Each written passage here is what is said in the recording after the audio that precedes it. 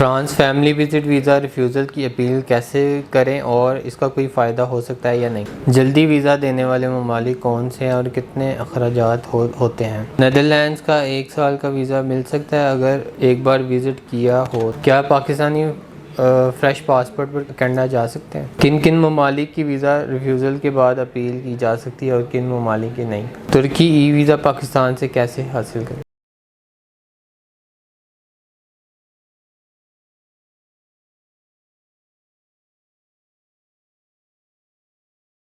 बिस्मिल्लाहिर्रहमानिर्रहीम व तुइज़्ज़ु मन तशा व तुज़िल्लु मन तशा। अस्सलाम वालेकुम। उम्मीद करता हूँ सब देखने वाले खैर खैरियत से होंगे। आज फिर मेरी टीम ने कुछ क्वेश्चंस इकट्ठे किए होते तो मैंने सोचा उस पर वीडियो बना दें ताकि एक क्वेश्चन के ऊपर बाकी और भी लोगों की जो है साथ रहनुमाई हो जाती है। तो चलिए स्टार्ट करते हैं सेशन। जी जुनेद साहब, क्या क्वेश्चन है? France family visit visa refusal की अपील कैसे करें और इसका कोई फ़ायदा हो सकता है या नहीं। देखिए जी, अपील आप बिल्कुल कर सकते हैं। अपील का फ़ायदा भी होता है और कई दफ़ा उस पर कोई रिस्पांस नहीं भी आता। ज़रूरी नहीं है, आप ये समझ लें कि 50-50% चांस होते हैं। 50% के उसमें हो भी सकता है वीज़ा अप्रूव और उसमें जो है वो अपील पे को नहीं कंसिडर करते। फ्रांस की जो अपील का प्रोसेस है उसकी है the deputy director of visas. ये फ्रांस में आपको अपील करनी पड़ती है। आपने रिटर्न एक अपील बनानी है। अपील बना के इस एड्रेस पे, फ्रांस का एक एड्रेस है वो मैं नीचे कमेंट्स में जो है वो अपनी स्क्रीन पे शेयर कर देता हूँ। इस एड्रेस पे आपने अपनी अपील जो है वो सबमिट करनी है। वो कोरियर करनी पड़ती है, किसी भी कोरियर कंपनी के थ्रू आप उसको सबमिट कर दे तो तकरीबन मेरे ख्याल से 10-11 हज़ार रुपये उसके चार्जेस आते हैं उस कोरियर के। और वो 2 लैंग्वेजेस में जो है ना अपील एक्सेप्ट होती है, या फ्रेंच लैंग्वेज में या इंग्लिश लैंग्वेज में। तो फ्रांस के अपील का प्रोसेस ये है और उसकी रेशो भी है। जल्दी वीज़ा देने वाले ममालिक कौन से हैं और कितने अखराजात होते हैं। अखराजात देखिए मुख्तलिफ़ ममालिक के मुख्तलिफ जो है वो है, टिकट पर डिपेंड कर रहा होता है, होटल के पे डिपेंड कर रहा होता है कि आप कौन से होटल में रह रहे हैं, इकॉनमी में रह रहे हैं, 2 स्टार में रह रहे हैं, 4 स्टार में रह रहे हैं, किस में रह रहे हैं, और आप किसी बजट एयरलाइन में चल रहे हैं या किसी आप को बिज़नेस क्लास में सफ़र कर रहे हैं। अब जो जल्दी वीज़ा देने वाले हैं, तुर्की का वीज़ा रेशो भी जल्दी है आ जाता है जो है वो। फ्रांस जो है, अगर शेंजन की बात करते हैं तो फ्रांस जो है 1 हफ़्ता 10 दिन में वीज़ा दे देता है। यूके 2 हफ्तों में रिस्पॉन्स दे देता है। अमेरिका ऑन दी स्पॉट जो है वो कर देता है, ठीक है। उसके अलावा साउथ अफ्रीका 3 हफ्ते लेता है। हर वीज़ा की जो है वो अपनी है। ज़्यादा टाइम जो है वो इस आजकल स्पेन ले रहा है, तकरीबन 45 डेज़ कहते हैं, मगर वो इससे भी ज़्यादा टाइम बढ़ जाता है, 80 डेज़ में भी चला जाता है।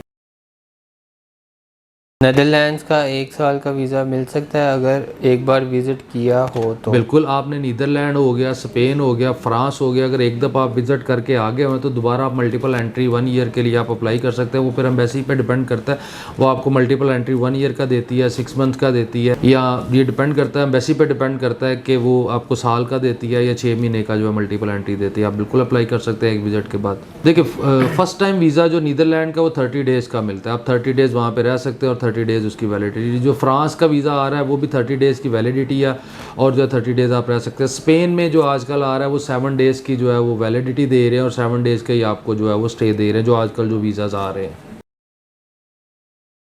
क्या पाकिस्तानी फ्रेश पासपोर्ट पर कनाडा जा सकते हैं। बिल्कुल जा सकते हैं। फ्रेश पासपोर्ट पे कनाडा क्यों नहीं जा सकते? अगर फ्रेश पासपोर्ट पे आपको वीज़ा ग्रांट होता है तो आप ट्रैवल कर सकते हैं। फ्रेश पासपोर्ट के लिए आपका ना प्रोफाइल काफ़ी स्ट्रॉन्ग होना चाहिए, यानी कि आपका बिज़नेस अगर आप कर रहे हैं, जॉब कर रहे हैं, बिज़नेस कर रहे हैं तो आपका बिज़नेस काफ़ी पुराना होना चाहिए। लेंथ ऑफ बिज़नेस जो है वो काफ़ी ज़्यादा होनी चाहिए। दूसरी ये है कि आपकी जो फाइनेंशियल, आपकी बैंक स्टेटमेंट, आपके बिज़नेस की बैंक स्टेटमेंट, आपकी जो पर्सनल स्टेटमेंट है वो अच्छी हैंडसम अमाउंट्स में जो है वो होनी चाहिए। आपके पास सेविंग हैंडसम अमाउंट में पड़ी होनी चाहिए। आपके यहाँ पे कोई प्रॉपर्टीज़ हैं, स्ट्रॉन्ग टाइज़ हैं, आप यानी कि आपको फ्रेश पे भी कनाडा का वीज़ा मिलता है अगर आपके पाकिस्तान के टाइज स्ट्रॉन्ग है, आपके फाइनेंशियली आप इतने स्ट्रॉन्ग हैं, आपके पास प्रॉपर्टीज़ है, आपका बिज़नेस इतना स्ट्रॉन्ग है कि आप वहाँ पे जाके ओवर स्टे नहीं होंगे या वहाँ जाके रुकेंगे नहीं, तो आपको उसके कनाडा का भी वीज़ा जो है मिल सकता है, उसमें कोई इशू नहीं है। किन किन ममालिक की वीज़ा रिफ्यूज़ल के बाद अपील की जा सकती है और किन ममालिक की नहीं। वीज़ा की आप साउथ अफ्रीका की रिफ्यूज़ल के बाद भी अपील कर सकते हैं, स्पेन की रिफ्यूज़ल के बाद भी अपील कर सकते हैं, जर्मनी की रिफ्यूज़ल के बाद भी कर सकते हैं, फ्रांस को भी कर सकते हैं, आप नीदरलैंड की भी कर सकते हैं, जापान की आप अपील नहीं कर सकते, आप उसकी यूएसए की अपील नहीं कर सकते हैं, उसके अलावा आप तुर्की की भी अपील नहीं कर सकते हैं, आप यूके की अपील कर सकते हैं, आप कनाडा की रिकन्सिडरेशन में जा सकते हैं, बस यही है तकरीबन।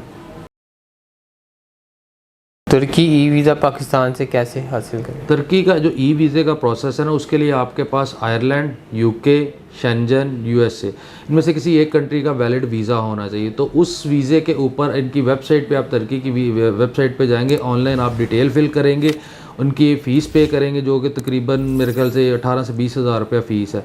तो वो आपका ऑनलाइन वीज़ा अप्लाई हो जाएगा और आपको 6 मंथ का सिंगल एंट्री तुर्की जो है वो वीज़ा दे देता है। आप लोग किसी भी किस्म की वीज़ाज़ की प्रोसेसिंग करवाना चाहते हैं, हमसे कोई गाइडलाइन लेना चाहते हैं, तो आप हमारी हेल्पलाइन पे कॉल कर सकते हैं 0421178614।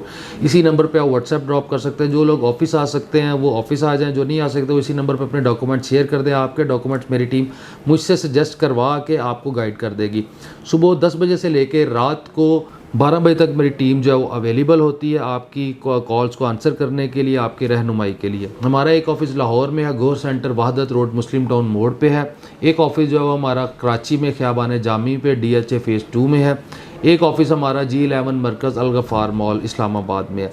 तीनों ऑफिसेज में डिफरेंट डेज़ में डिफरेंट टाइम्स में मैं अवेलेबल होता हूँ। जो लोग आना चाहते हो वो अपनी बैंक स्टेटमेंट अपने पास रख के विज़िट कर लें ताकि हम आपको उसके अकॉर्डिंगली गाइड कर सकें। अपना बहुत ज़्यादा ख्याल रखिएगा। Thank you so much. Allah हाफिज़।